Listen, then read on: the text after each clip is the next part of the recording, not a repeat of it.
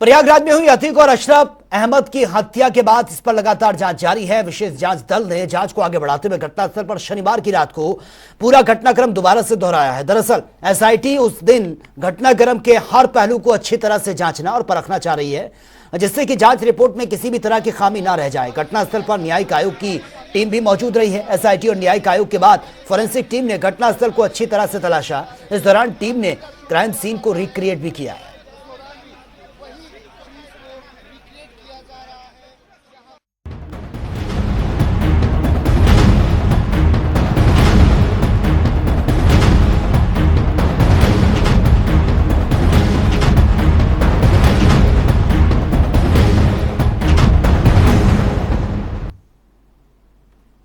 तो चलिए अब बात चुनाव की कर लेते हैं। सहारनपुर शहर बीजेपी विधायक राजीव गुंबर ने एक चुनावी सभा में कह दिया है कि अतीक को ऊपर पहुंचाया, अशरफ को ऊपर पहुंचाया है। अब सहारनपुर को गुंडों से बचाना है। विधायक राजीव गुंबर का यह वीडियो सोशल मीडिया पर वायरल होते ही अब विरोधी दलों के नेता यह पूछ रहे हैं कि आखिर सच क्या है। बीजेपी हाईकमान और मुख्यमंत्री योगी आदित्यनाथ कहते हैं कि अतीक की हत्या में सरकार और बीजेपी का कोई रोल नहीं है, लेकिन उसके विधायक राजीव गुंबर ने सच बोल दिया है।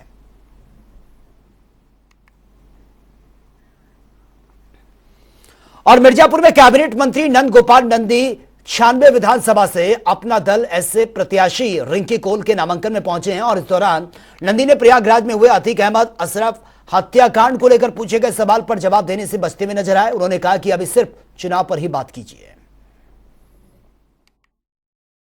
100% भारतीय जनता पार्टी, अपना दल एस और निषाद राज पार्टी सब मिलकर के हम लोग अपने प्रत्याशी रिंकी कोल जी को आज नामांकन कराए हैं और प्रचंड बहुमत के साथ आदरणीय प्रधानमंत्री नरेंद्र मोदी जी, आदरणीय मुख्यमंत्री योगी आदित्यनाथ जी, सबका साथ, सबका विकास और सबका विश्वास और सबका प्रयास, सिर्फ नहीं ये नारा, यह है उद्देश्य हमारा, ये धरातल पर दिखाई दे रहा है। हम सब लोग इसके लिए काम कर रहे हैं। हमारा प्रत्याशी प्रचंड बहुमत के साथ जीते। दोनों सीट पे जीते हैं, स्वार और यहाँ निश्चित रूप से दोनों सीट पर प्रचंड बहुमत के साथ। हत्याकांड हुआ है अतीक अहमद का, उस पर क्या अभी आप इसकी बात करिए, अभी चुनाव की बात करिए, चुनाव की बात करिए। और वहीं केंद्रीय मंत्री अनुप्रिया पटेल ने विपक्ष पर हमला बोलते हुए कहा कि पिछली सरकारों में चेक के जरिए पेमेंट होता था, जिसके कारण बीच के लोग ही पैसा खा जाते थे। वहीं बीजेपी विधायक आकाश सक्सेना ने सभा पर हमला बोलते हुए कहा कि स्वार का चुनाव देश में ऐसा एक चुनाव है जिसके प्रत्याशी को न्यायपालिका ने ही 2 बार बाहर निकाल दिया। और भाई आज से शफीक भाई को विधायक करना शुरू कर दो।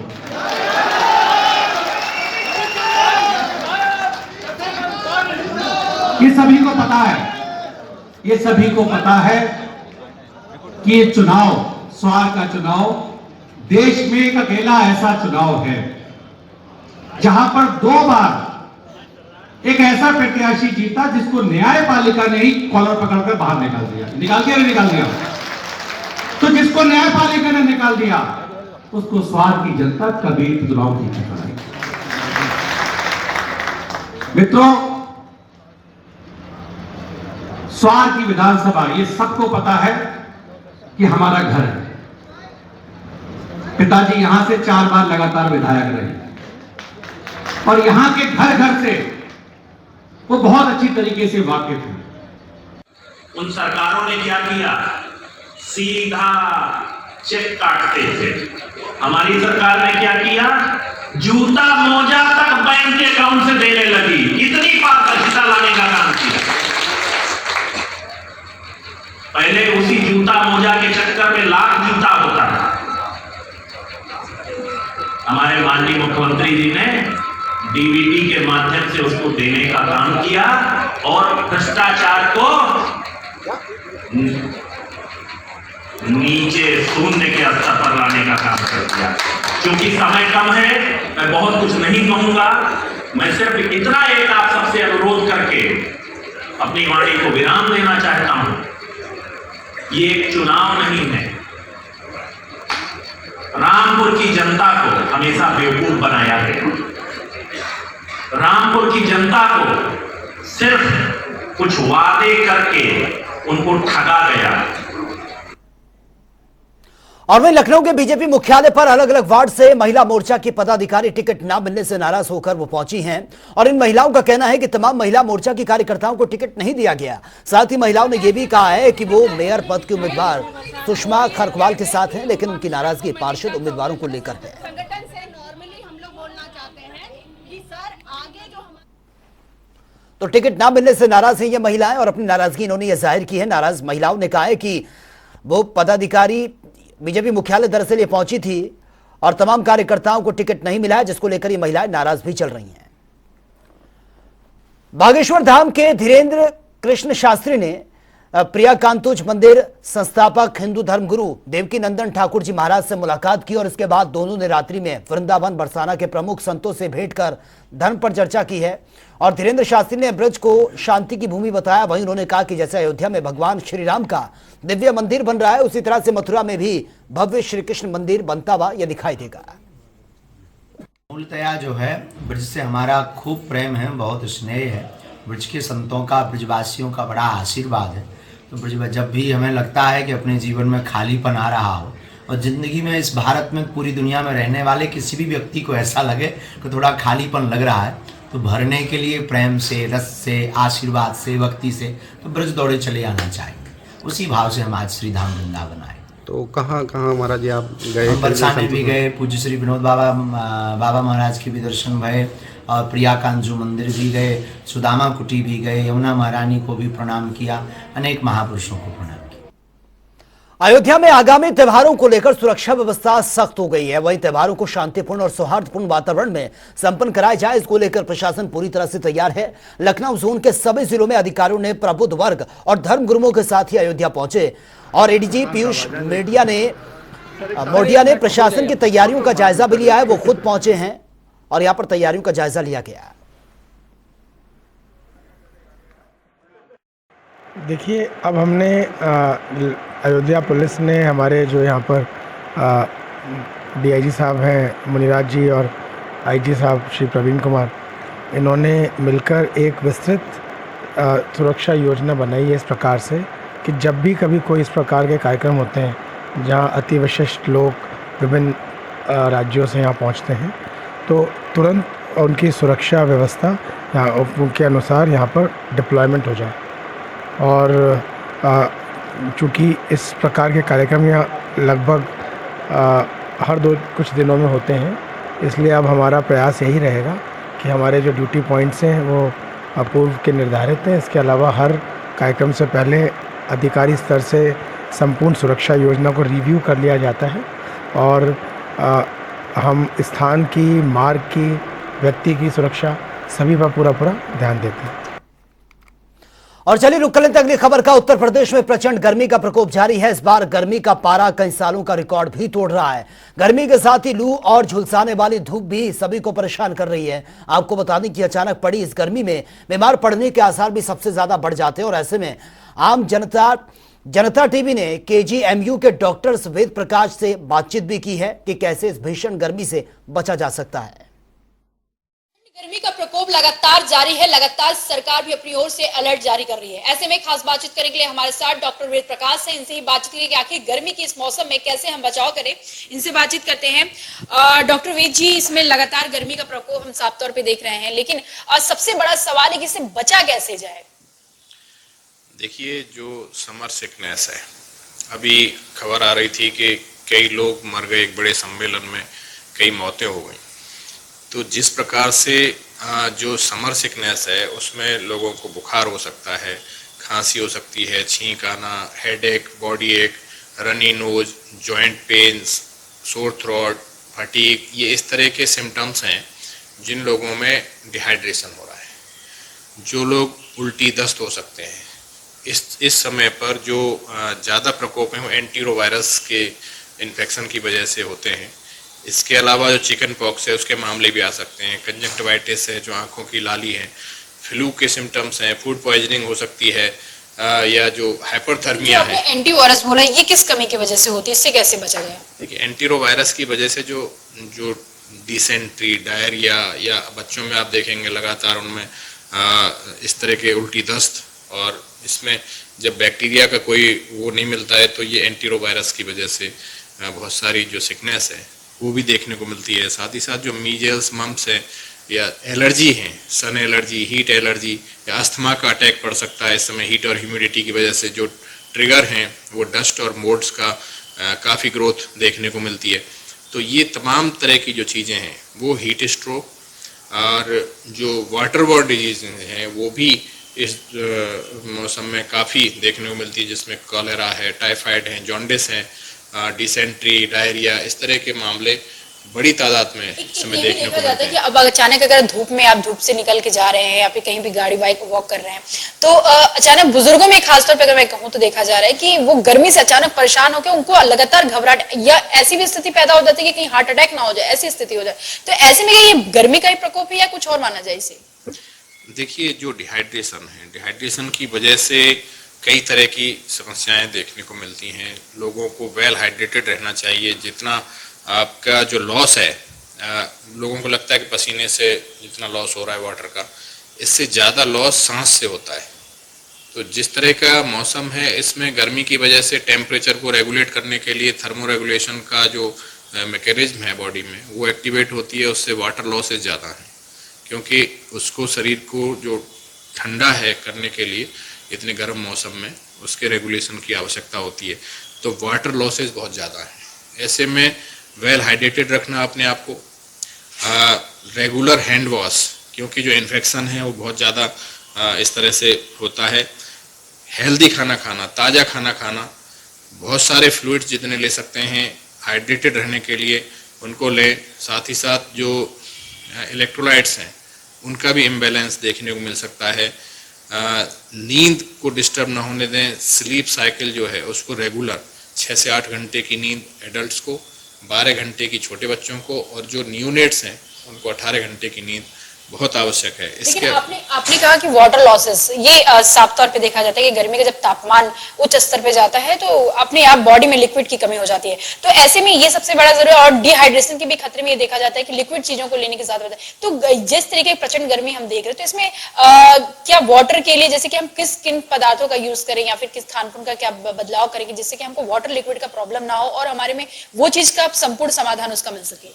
जैसे फ्लूइड यूसेज हैं या फिर जो आपके जिनमें फ्लूइड्स ज़्यादा हैं, इस तरह के तरबूज, खरबूज, लेकिन हाइजीन के साथ वो ऐसे कटे हुए नहीं रखे रहने चाहिए। उनमें इन्फेक्शंस जो बग्स से या जो फ्लाइज हैं या मॉस्किटोज हैं उनकी वजह से भी जो इन्फेक्शन है वो ज़्यादा ट्रेवल करता है इस समय पे। तो जो फ्लाइज हैं उनकी वजह से जो इन्फेक्शन है वो काफ़ी देखने को मिलता है। तो कटे हुए फल नहीं होने चाहिए, ताज़े कटे हुए फल, और ठंडा करके उनका सेवन किया जा सकता है। साथ ही साथ जो कोकोनट वाटर हैं इसका यूज़ कर सकते हैं, या फिर जूसेज हैं तमाम तरीके के, या फिर जूस बना करके भी किया जा सकता है। शिकंजी का इस्तेमाल बड़े पैमाने पे घरों में किया जा सकता है। नमक, चीनी और नींबू के साथ में आसानी से उपलब्ध है। तो इस तरह के जो हाइड्रेशन है, बेसिकली हमें ये देखना है कि जो पानी की कमी शरीर में नहीं होने पाए उसको लगातार मेंटेन करना होगा, और सन लाइट से, सन के डायरेक्ट कांटेक्ट से प्रोटेक्ट करना चाहिए। और अगर कहीं ट्रैवल कर रहे हैं तो ऐसे ट्रैवल करें कि छाया भी रहे, और साथ ही साथ हाइजीन का बहुत ध्यान रखने की आवश्यकता है, क्योंकि जो ट्रैवल में इन्फेक्शंस हैं या हैंड हाइजीन ना रखने की वजह से जो इन्फेक्शंस हैं वो ज़्यादा ट्रैवल करते हैं, क्योंकि वाटर बॉर्न इन्फेक्शंस इस समय ज़्यादा देखने को मिलते हैं। इसके अतिरिक्त जो बग्स हैं या मॉस्किटो हैं या टिक्स हैं, इससे भी तमाम तरह की बीमारियां आगे देखने को मिलेंगी। ये थी डॉक्टर वेद प्रकाश सिंह का साफ तौर पे कहना था गर्मी का प्रकोप तो है लेकिन लगातार हम इससे बचाव कर सकते हैं और साफ तौर पे डिहाइड्रेशन के खतरे को भी हम बचा सकते हैं और साथ ही हाइड्रेट बॉडी को रखना है तो तरल पदार्थों का खास तौर पे उपयोग करें, ज्यादा से ज्यादा लिक्विड चीजों का उपयोग करें। वाटर लॉसेस की जो कमी है आपकी बॉडी में उसकी भी पूर्ति की जा सके। लगातार 2 से 3 लीटर कम से कम प्रतिदिन आप पानी का उपयोग करें ताकि गर्मी से बचाव किया जाए। तो लगातार बच्चों को भी खास तौर पर ख्याल रखने की बात कही। कैमरा में आशीष के सबके साथ में जयसिंह।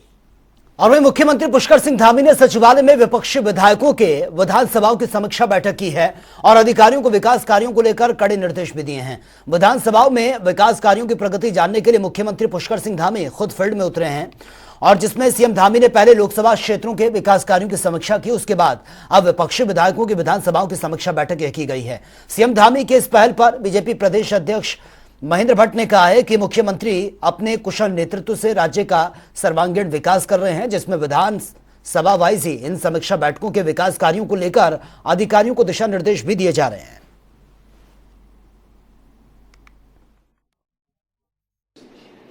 देखिए, प्रदेश के मुख्यमंत्री जी क्षेत्र के विकास के लिए कृत संकल्पित हैं और पहले शुरुआती दौर में जो भारतीय जनता पार्टी के विधायक थे, लोकसभा में उनकी समीक्षा हुई, उनके जो कार्य पेंडिंग थे उन कार्य को यथासमय हो उसकी चर्चा हुई। और आज क्योंकि जो इसके कांग्रेस अनावश्यक प्रश्न खड़ा कर रही थी, आज क्योंकि मुख्यमंत्री उसने भी कहा था कि हम सभी विधायकों से वार्ता करेंगे और आज जो निर्दलीय विधायक है या दूसरे दल के विधायक है उनकी भी कार्यों की समीक्षा, उनके क्षेत्र के क्या काम हो सकता है उसकी भी समीक्षा भविष्य के अंदर आज मुख्यमंत्री जी करने वाले हैं। और मैं कह सकता हूं कि हर क्षेत्र का विकास यही हम सबकी प्राथमिकता है, इसलिए दलीय नज़रिए से विकास को कभी देखा नहीं जा सकता है। हाँ, ये बात आता है कि किस विधायक ने कितने प्रस्ताव दिए हों उसका भी एक मूल्यांकन आएगा और जो भी प्रस्ताव गए होंगे मुख्यमंत्री जी उसको धरती पर उतारेंगे। और स्वराज सेवा दल के सैकड़ों कार्यकर्ताओं ने आज सिटी मजिस्ट्रेट कार्यालय पर प्रदेश सरकार और प्रदेश सरकार में हो रहे घोटालों को लेकर आम आदमी की जरूरतों को लेकर धरना प्रदर्शन ये किया और चेतावनी दी है, अगर उनकी मांगे पूरी नहीं होती तो पूरे प्रदेश में आंदोलन किया जाएगा और सरकार को सत्ता से बाहर भी कर दिया जाएगा। बड़ी संख्या में एकत्रित हुए कार्यकर्ताओं ने जमकर प्रदेश सरकार के खिलाफ ये नारेबाजी की है और ये प्रदर्शन भी किया गया। और वे राष्ट्रीय आपदा प्रबंधन प्राधिकरण, भारत सरकार एवं राज्य आपदा प्रबंधन प्राधिकरण के तत्वाधान में आगामी 4 धाम यात्रा को देखते हुए प्राकृतिक आपदा से निपटने के लिए आपदा प्रबंधन की तैयारियों को लेकर गुरुवार को जिले में मॉक ड्रिल ये की गई है। और आज सुबह जिला आपात परिचालन केंद्र नेताला में भूस्खलन की सूचना मिलते ही रिस्पॉन्सिबल ऑफिसर जिलाधिकारी अभिषेक रुहेला ने ये इंसिडेंस रिस्पांस सिस्टम यानी कि IRS को सक्रिय करने के निर्देश भी दिए हैं।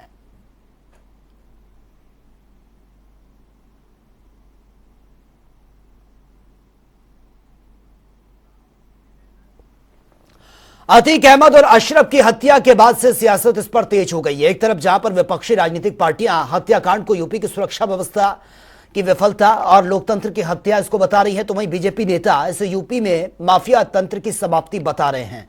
हरिद्वार के सांसद रमेश पोखरियाल निशंक ने कहा है कि प्रधानमंत्री नरेंद्र मोदी और मुख्यमंत्री योगी आदित्यनाथ ने यह संकल्प लिया है कि ऐसे माफिया अतीक अहमद और अशरफ को देश से मुक्त करना है, जिसके लिए निरंतर इस पर काम भी किया जा रहा है। वहीं कांग्रेस विधायक रवि बहादुर ने पूरे हत्याकांड को सोची समझी साजिश करार दिया है और संविधान के लिए इसको खतरा बताया है। समझता हूँ महत्वपूर्ण बात यह है कि देश के प्रधानमंत्री चाहते हैं भ्रष्टाचार की जड़ें खत्म हो। देश के प्रधानमंत्री चाहते हैं ये बेईमानी, भ्रष्टाचार, गुंडागर्दी और ये माफिया तंत्र खत्म। हरिद्वार प्रेस क्लब की नवनिर्वाचित कार्यकारिणी की शपथ ये दिलवाई गई है और शपथ ग्रहण समारोह में बतौर अतिथि पहुंचे हरिद्वार सांसद रमेश पोखरियाल निशंक और आचार्य महामंडलेश्वर स्वामी अवधेशानंद गिरी ने अध्यक्ष महामंत्री समेत पूरी कार्यकारिणी को पद की शपथ ये दिलवाई है। और शपथ ग्रहण समारोह में शहर के सभी पत्रकार, समाजसेवी और राजनीतिक दलों से जुड़े लोग भी मौजूद रहे। सांसद रमेश पोखरियाल निशंक ने कहा कि हरिद्वार प्रेस क्लब का अपना गौरवशाली इतिहास रहा है। यहां पर पदाधिकारियों के चुनाव में लोकतांत्रिक व्यवस्था का पालन किया जाता है। अपना एक गौरवशाली इतिहास रहा है। मैं शुरू से ही इस प्रेस क्लब से जुड़ा रहा हूँ। जिस तरीके से हरिद्वार प्रेस क्लब काम करता है और जिस तरीके से सब लोग एकजुट होकर के और एक मिशन पूर्वक जो पत्रकारिता के उद्देश्य हैं उनकी पूर्ति करने की कोशिश करते हैं, वो अपने आप में एक बहुत अद्भुत है। और आज भी मैंने देखा कि जो नया चुनाव हुआ है वो बहुत सौहार्दता के साथ सब लोग मिलकर के, जो अन्य भी पत्रकारों के अन्य जो ग्रुप हैं वो भी सब मिलकर के एकजुट होकर के इस प्रेस क्लब का संचालन करते हैं। ये अपने आप में एक अद्भुत है, अच्छा है। हरिद्वार से इसके लिए एक अच्छा। और हल्द्वानी में कुमाऊं कमिश्नर दीपक रावत ने गर्मी को देखते हुए फायर हाइड्रेट का मौके पर ही जाकर निरीक्षण किया है और जिसमें मंगल पड़ाव, ताज चौराहा सहित कई दूसरी जगहों पर यह कमिश्नर ने निरीक्षण किया है। और कई जगह फायर हाइड्रेंट चल रहे हैं, लेकिन कई जगह ऐसे भी हैं जहां पर ये काम नहीं कर रहे हैं, जिसके चलते जल संस्थान के अधिकारियों को कारण बताओ नोटिस तैयारी है हाइड्रेंट्स की, वो देख लीजिए। तो हल्द्वानी में आज मैंने रैंडमली 1-2 सैंपल्स लिखे थे और बाकी डीएम से कहा है कि वो खुद भी इस हफ्ते में चेक कर लें हाइड्रेंट्स को। तो यहाँ पे 8 हाइड्रेंट्स हैं, इसमें से एक हमने जो मंगल पड़ाव वाला देखा उसमें चेक करने पे भी पानी नहीं आया। उसके बाद जो हमने एक आज़ाद नगर वाला देखा उसमें तो खैर पानी था, ताज चौराहे वाले पे भी पानी था, लेकिन बाज़ार में मुख्य जगह पे वो है। अगर उससे पानी टाइमली नहीं आता है तो कभी कोई अगर अग्निकांड होता है तो उसमें दिक्कत आने की संभावना है। जल संस्थान से कहा गया है कि एक तो उसमें स्पष्टीकरण दें कि क्या वजह है ये नहीं हो रहा है। सेकेंडली ये भी देख लिया जाए कि हाइड्रेंट के कनेक्शन से, हाइड्रेंट की लाइन से कोई प्राइवेट कनेक्शंस तो नहीं दिए गए हैं, और अगर इसमें कुछ धनराशि की आवश्यकता है जिसकी वजह से नहीं हो पा रहा है तो उसकी भी मांग कर लीजिए, उसको हम कर लेंगे। तो फिलहाल इस बुलेटिन में मेरे साथ इतना ही, लेकिन तमाम खबरों के लिए आप बने रहिए जनता टीवी के साथ। नमस्कार।